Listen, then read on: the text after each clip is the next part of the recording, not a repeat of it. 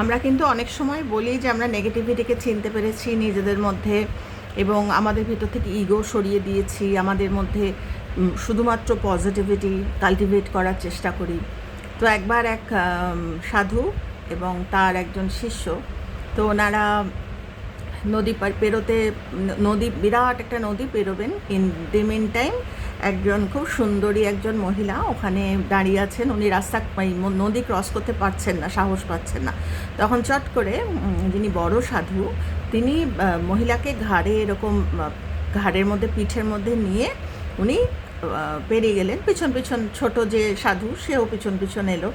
তখন বাইরে এসে বলছে যে চুপ করে আছে। তখন বড় সাধু জিজ্ঞেস করছে, কি হলো তোমার, কি চিন্তা করছো? না, আপনি তো বলেছেন, বা আমাদের তো সাধুদের মধ্যে আছে আমরা মহিলাদের কোনো রমণীকে আমরা ছুঁতে পারি না। তখন বলল, হেসে ছোট সাধুর দিকে বড় সাধু তাকিয়ে বলল যে আমি তো রমণী স্পর্শ কবে সেই জীবন নদীর ওপারে ফেলে এসেছি, তুমি কেন রমণীকে এখনও সঙ্গে নিয়ে চলছো? তো এটার মধ্যে দিয়ে কিন্তু অনেক কিছু বোঝা যায়। আমরা কিন্তু আমাদের ইগো, আমাদের ভুল ধারণা, আমাদের জাজমেন্ট আমরা কিন্তু সঙ্গে নিয়ে চলি, আমরা ফেলতে পারি না। তো সেটা বলতেই বলছে যে নিজেদেরকে সবসময় চেক করার কথা।